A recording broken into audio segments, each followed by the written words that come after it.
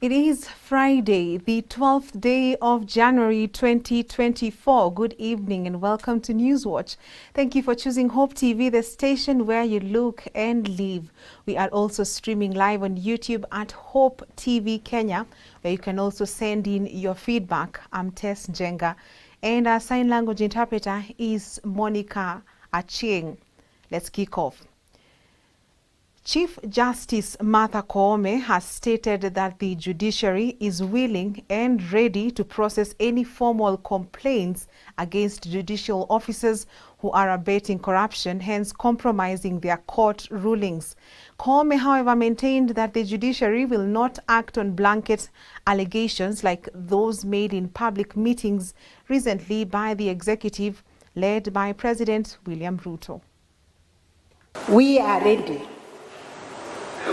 to process any complaints against any judge or judicial officer who is implicated in corruption or in any other acts of misconduct, and state that we abhor corruption in all its formats, be it bribery, which is indeed a crime.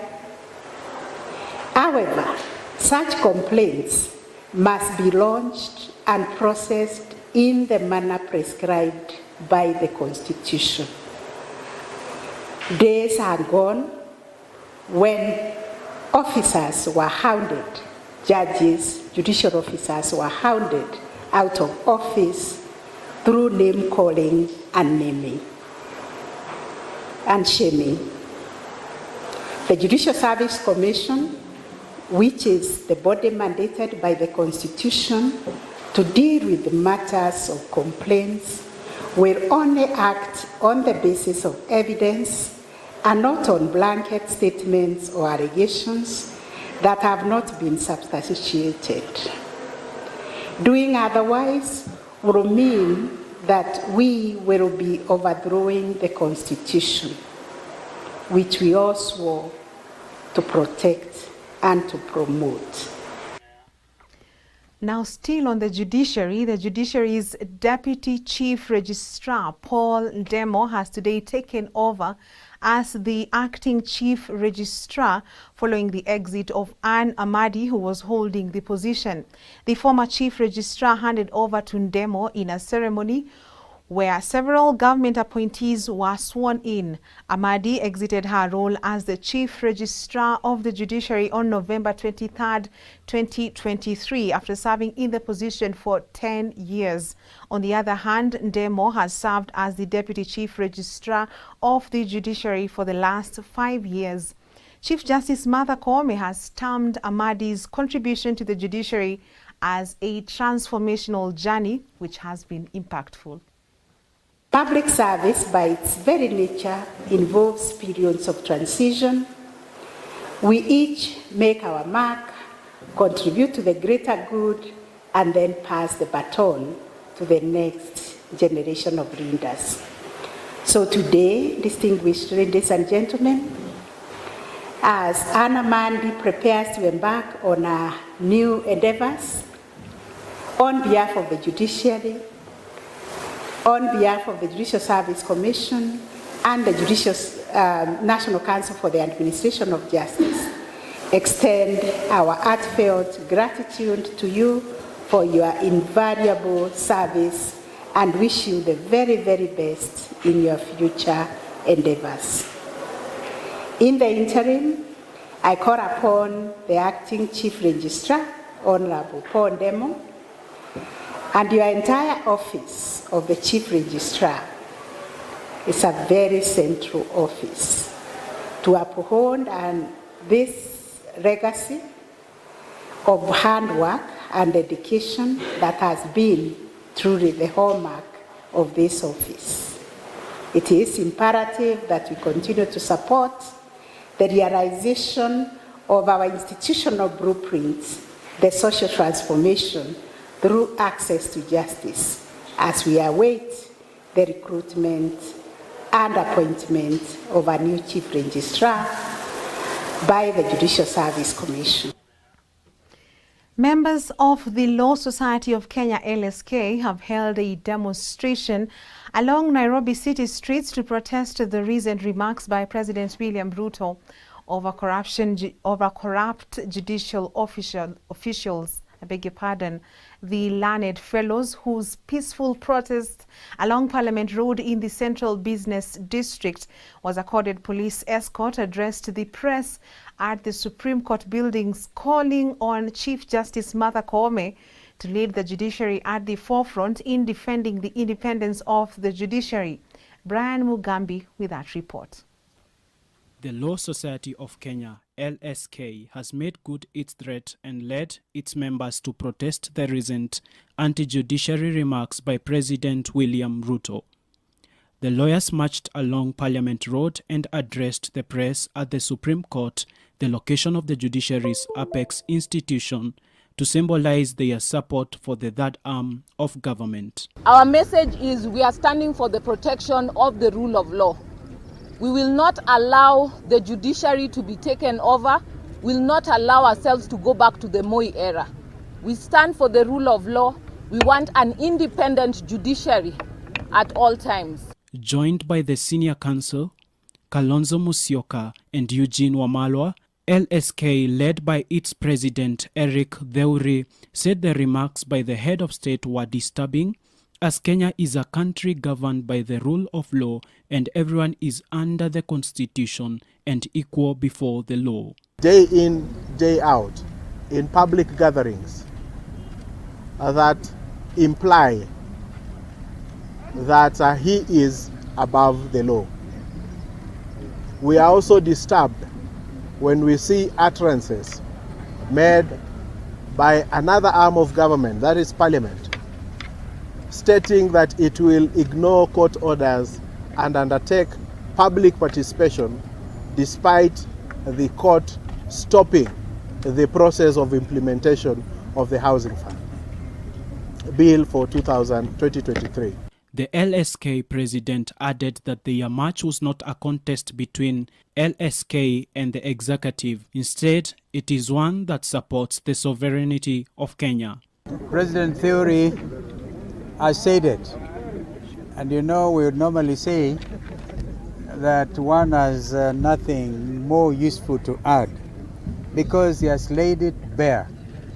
And we are here to stand in solidarity with Kenya, in solidarity with a very important historical document, Constitution 2010, and under its terms, responsibilities are very well elaborated. Meanwhile, on behalf of the East Africa Law Society President, Dr. Fawz Twaib, the Vice Ramadan Abubakar has released a statement addressing the escalation of attacks on Kenya's judiciary. These concerning utterances erode judicial integrity and independence and paint as evil those who legally use courts to challenge government excesses. The East Africa Law Society is deeply concerned about these persistent attacks, which also violate the principle of separation of powers and judicial independence as enshrined in the Kenya's constitution. Political leaders led by Wiper Party leader Kalonzo Musyoka, who is a legal counsel, Eugene Wamalwa and Professor Kibudha Kibwana also threw their support behind the LSK, stating that the judiciary must be allowed to exercise its independence. Just two quick things. One, by law, the Law Society is mandated to advise the government on legal matters. So what the president and the vice president as the leaders, what they are doing is completely within the law, and indeed the only other person who is supposed to do that is the Attorney General. So this is a mandate that you are undertaking. The Law Society of Kenya, headed by Eric Theuri, have come out to boldly voice their concerns and have had a successful, peaceful protest march starting from the Supreme Court of Kenya to the office of the President. This is following the remarks made by the head of state, Dr. William Ruto. Brian Mugambi, Hope TV, Nairobi. Thank you, Brian Mugambi, for that report. Meanwhile, lawyers in Bungoma County have joined their colleagues in the country in protesting against the attack on the judiciary. Led by the chairman of LSK in the region, George Murunga, they asked President William Ruto to take legal action against judges and lawyers who he feels are corrupt in the country instead of issuing threats. LSK Bungoma chapter boldly come out to join the nationwide peaceful demonstrations in protest against the recent attacks by the president against the rule of law and the separation of powers. The said attacks are likely to undermine public confidence and legitimacy of the vital institution in any democratic state that Kenya is or ought to be. We might not agree with the decisions that are made by the judiciary, but there are proper mechanisms on how you can either appeal or find a way of impeaching that decision. The President of the Republic of Kenya sought to uphold the rule of law and the Constitution and protect the Constitution of the Republic of Kenya. So we do not have any other way other than respecting the document that Kenyans went to the ballot and said, this is the document that we want us to govern. So by the president indicating that he can unilaterally disobey orders that are made by the court, that is unfortunate, is uncalled for, and on behalf of the Law Society, West Kenya branch, we condemn those attacks and we advise that the president follows the rule of law, just like he took his oath of office. And ODM party leader Raila Odinga has castigated President William Ruto for attacking the judiciary, asking him to respect court orders. Raila highlighted that the Azimio la Umoja coalition accepted the ruling of the courts when they upheld Ruto's elections, and he should therefore do the same. He added that everyone must be subject to the courts and threatened to lead protests over the matter. And then you've seen somebody saying that I will disregard court orders. That is the language you understand very well. Who are you to disregard court orders? We went to court, to Supreme Court, to challenge the election of the presidency.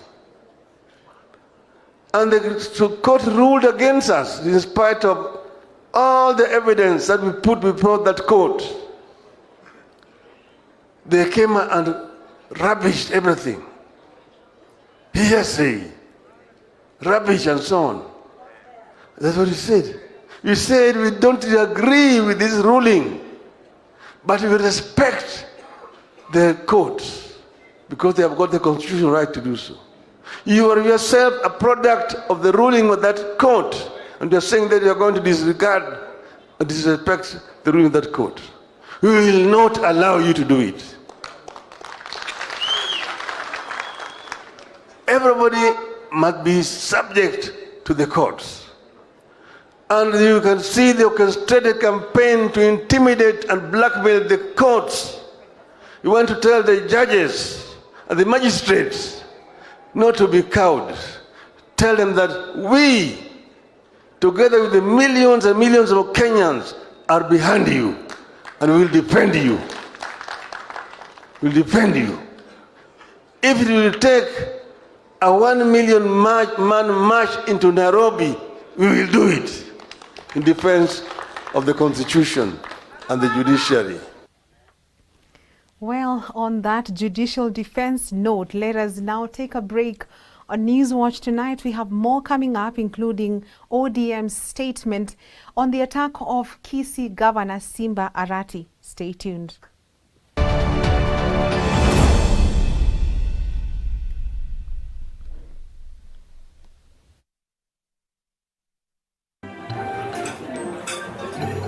I've actually been trying to find a balance. It's been really tough and hectic, but everyone says once you get a hang of it, it becomes better, and I don't know, but I'm hoping to find a balance soon because it's really been hectic. But you've been in the job industry for a long time, so I think you would know better, Cindy. What time is it? I need to catch up on Leadership Forum. Do they have a radio here? Never mind.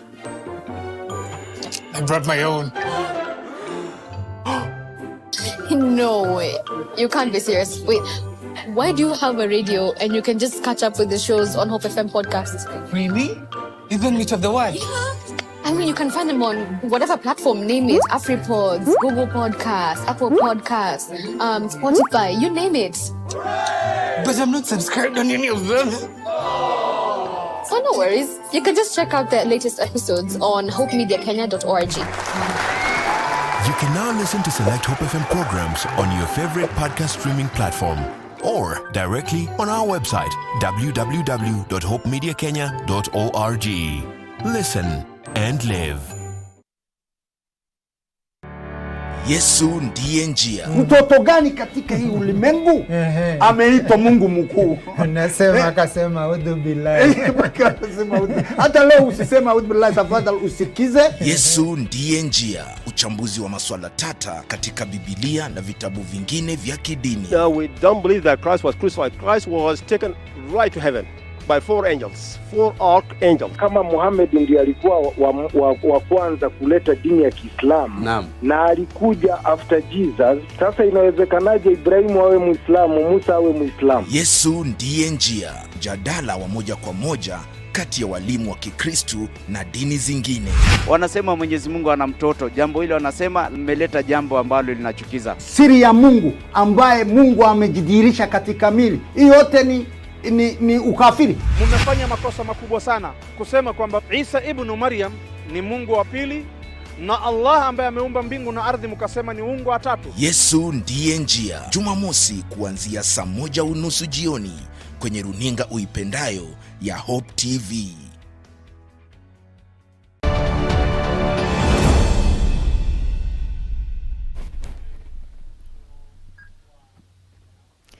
Welcome back.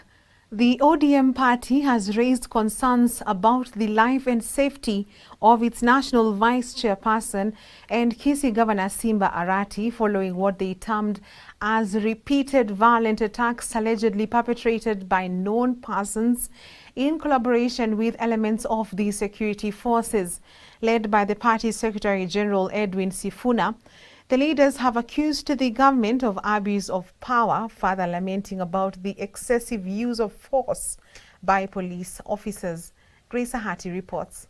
The Governor Simba Arati was attacked while issuing bursaries at the South Mugirango ward. ODM leaders have denounced the incident, calling for stern action against the perpetrators. The ODM party has now raised concerns that Arati's life is in danger, while condemning the series of attacks that have been carried out against the governor. On the previous attack on 6th June 2023, Arati was attending the funeral of the father of Paul Okombo Ayema, the MCA for Boikanga ward in South Mugirango area, when area MP Silvanus Osoro unleashed violence with his goons shooting arrows at mourners in full glare of the police. Speaking during the funeral service of ODM diehard Philip Adero Makabongo, ODM Secretary General Edwin Sifuna stated that the party will ensure legal action is taken against anyone who harms Governor Arati. Utumizi mbaya wa polisi wanamharasu huyu Simba Arati, na tumesema Simba Arati sio governor tu, he is the national vice chairperson of ODM. So as a party we have a stake in his life. And we have said if anything happens to Simba Arati, the people responsible, we will name them. Number 1, Honorable Osoro, the member of parliament for South Mugirango.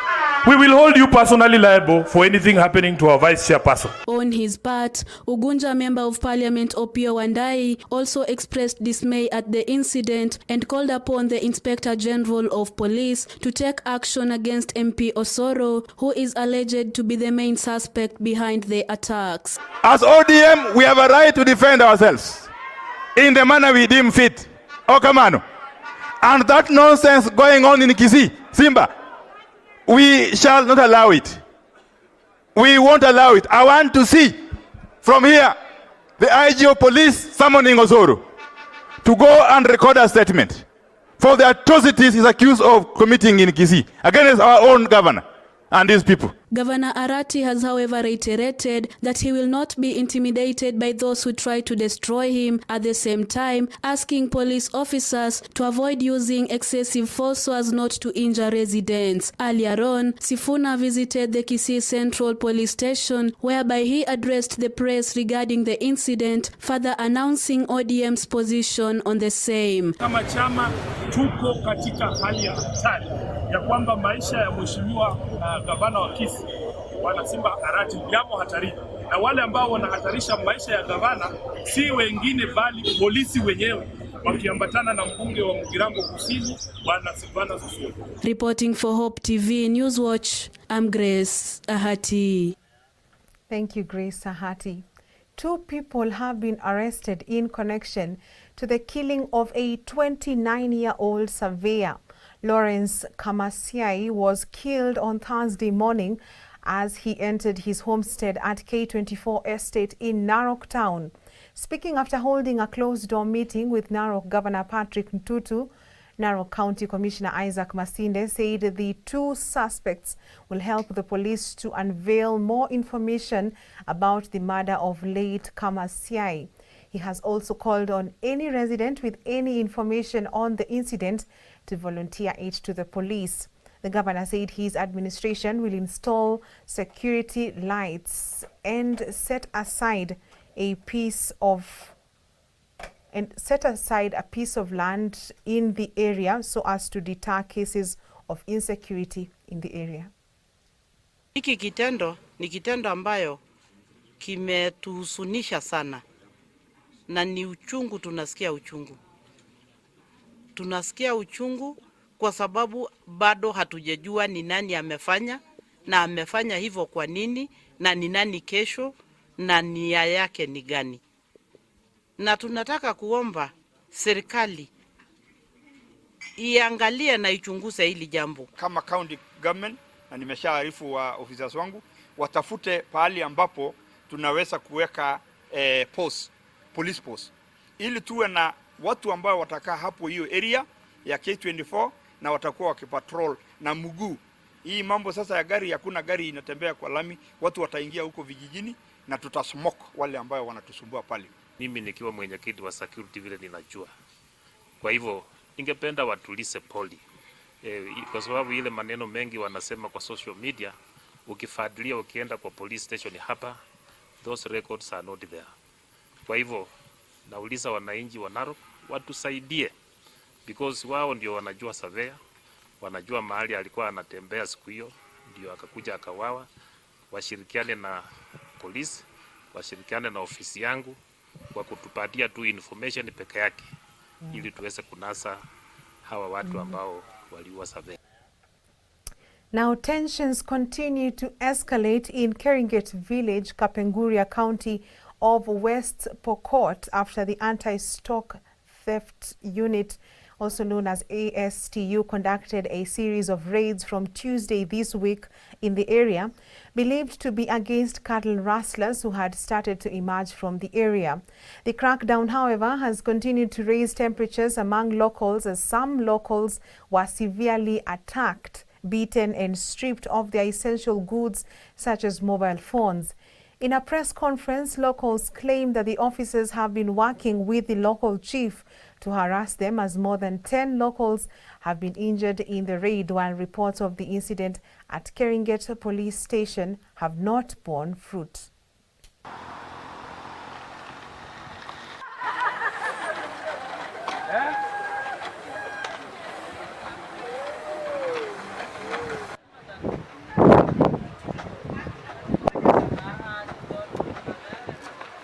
Kwa machina naitwa Keremensia Kemunto Mogere.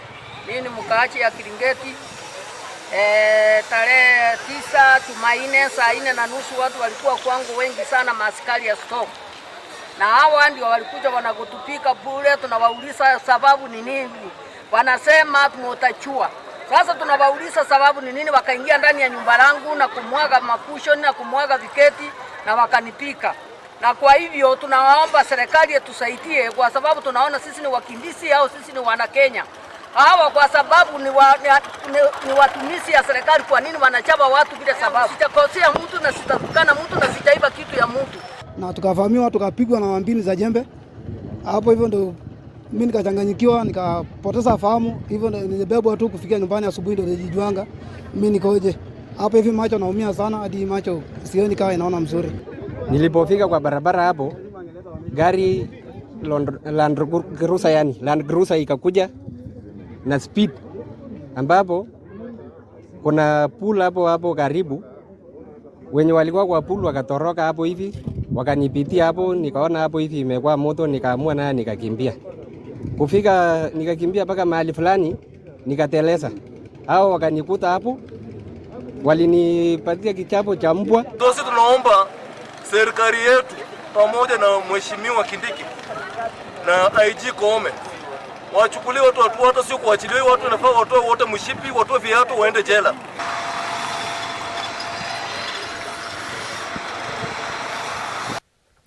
Now, President William Ruto has today appointed Patrick Vakoyen as the new Chancellor of the University of Nairobi. He takes over from Dr. Vijay Ratansi, whose tenure has ended. Professor Vakoyen, who is the Chief Executive Officer of the Global Center on Adaptation, becomes the institution's first Chancellor from outside Africa. He will formally assume the role on February 1st this year. President Ruto said he brings a wealth of experience that will help stimulate the University of Nairobi's growth. The new Chancellor has a broad network of think tanks in educational development with a solid track record in climate adaptation and the green economy. It is expected that he will leverage on those attributes to strengthening the university's place as a center of excellence.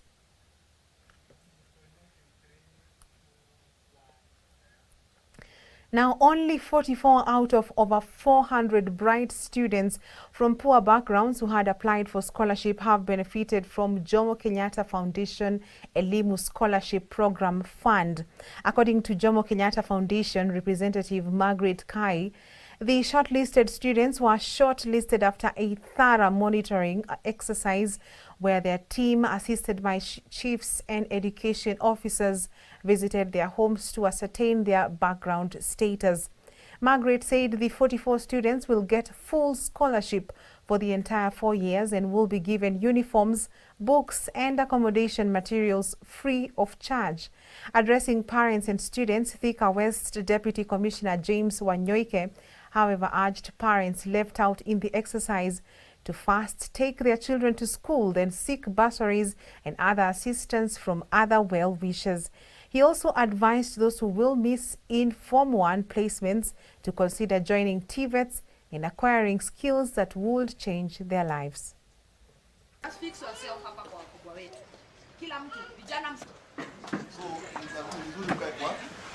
Mimi nimefurahia sana kuona mtoto wangu amepatiwa hii chance.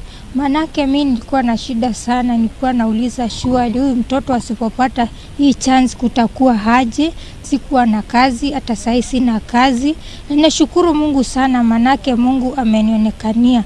Tunahimiza wazazi watie bidii kutafuta karo ya kuingiza wanafunzi shule, na kutoka hapo waendelee kutafuta ufadhili kwa miradi zingine ambazo ziko. Kuna NGOs, kuna CDF, kuna county government ambazo zinapeana basari hapa na pale. Mzazi ajikakamue, aende ajaribu kupeleka mtoto yake shule. Wale watoto wamepata hiyo scholarship, the government under Jomo Kenyatta Foundation will sponsor the students fully. That is starting with their uniform, boxes, transport, pocket money and also the well-being of the child. Pia kama kuna wengine wanaweza jiunga, pia wakuja wajaribu kuinua hali yao ya maisha, inaweza kuwa ni kazi mzuri ambayo imetendeka.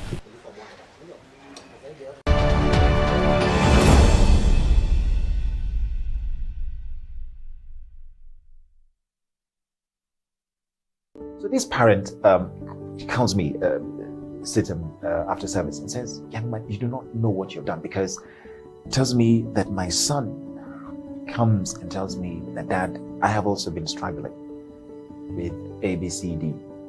His was a mix of alcohol and pornography.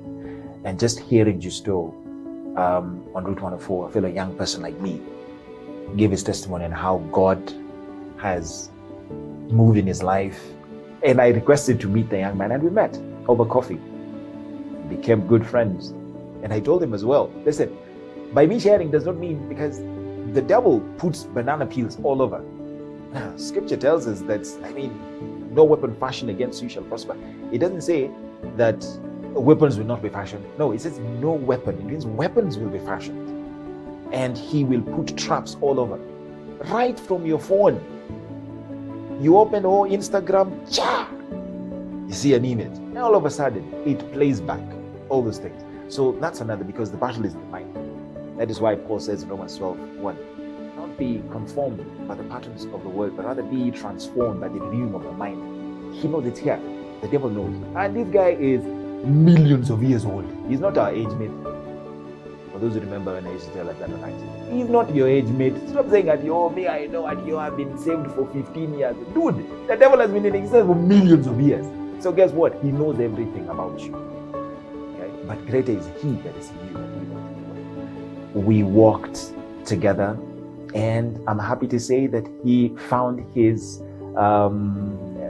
deliverance. And he became also a peer champion, as it is, an educator. And for me, those are some of the things that, wow, without Hope FM, really the platform of Hope FM, as Reverend Tomboy used to tell us as well, this is a platform not for you, but God is using you. The initiative Friends of Hope is more or less like what Romans 10:17 says, that faith comes only by the hearing, and hearing through the word of God. But how will they hear if somebody does not go to tell them? Think about that Muslim brother or sister who, because of you being a friend of hope and supporting with your 100 bob or whatever it is, that in Friday evening, by chance, they listen to Yesu Njenga. And then because of you supporting and being a friend of hope, the message will reach them in Zanzibar, in Mombasa, in whatever it is. Mimi ni Rafiki Mso. I'm a friend of hope. I'm just as Zawaka.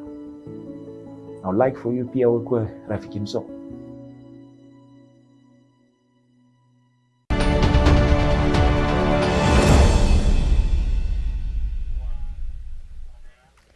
Welcome back. Now in business, the 80 shillings cherry coffee advance that is being issued to more than 700,000 smallholder coffee farmers in the country is not alone. This has been clarified by Cooperatives, Micro, Small and Medium Enterprises Cabinet Secretary Simon Chelugui. Speaking at the Karatina Stadium in Nyeri County during the funds distribution and sensitization program, Chelugui said the money is supposed to sustain the farmer as they await the proceeds from the sale of their cherry. Tumepata Koreans karibu 30 wamekuja Kenya kutafuta kahawa. Na wanatafuta bei, wananunua kahawa na bei nzuri. Shida yangu ni ile maneno mmezungumza hapa. Mambo ya bei ya kahawa. Sababu hata ile taarifa ama ujumbe niko nayo, hiyo ni advance, hiyo haitoshi. Huyu hasla ameongea, hiyo bei haitoshi, ile tunawapatia ni advance. Lazima bado tutafute soko kubwa ya kuuza kahawa yetu. Hawa leo jioni mutasikia breaking news ya ile bei watatoa, na tumewatoa kule Korea. Tukaambia zungumzeni na wakulima wa Kenya. Hiyo ndio sababu tulichelewa. Sababu kazi yangu sana ni kufanya public relation, kuzungumza na hao wanunuaji kwa niaba yenu. Safaricom, M-Pesa Africa and Sumitomo Corporation, a leading Fortune 500 global trading and business investment company, have announced calls for tech startups looking to join the Spark Accelerator program, which aims at accelerating early-stage startups to grow and scale their businesses. The 3-month accelerator program will provide a blend of training, mentorship, funding, and go-to-market support to spark the growth and scale of ventures that come into the accelerator and set them up for long-term success. our partnership with Sumitomo, which you've already seen, and M-Pesa Africa, who you know very well, will provide shortlisted startups that come into the program with support to enable them access market, access capital, access technology, access product development, and all the relevant startup needs. In addition, we see it also as an opportunity for our internal but also external resources to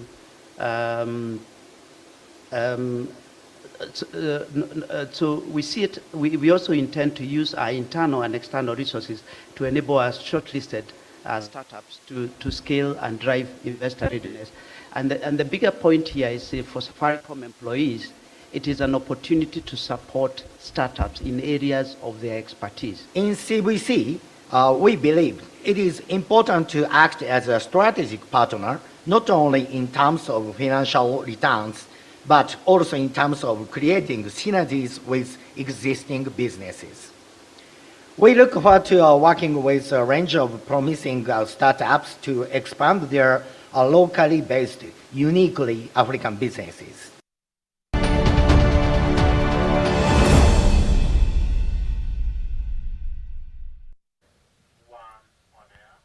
And now in sport, KCB FC has bolstered its squad in the January transfer window with the signing of 7 new players as the team prepares to bounce back to winning ways in their Sunday's FKF Premier League clash against Ulinzi Stars away at the Ulinzi Complex. The 7 players are striker Collins Neto from Muhoroni Youth, Lamek Luhangala from Scorpions Musingu, Shadrack Simiyu from Compel FC, Victor Ogenda from Musenze, Henry Onyango from Sharks, Francis Onyango from Bidco, and Vincent Ondabu joining from Equity.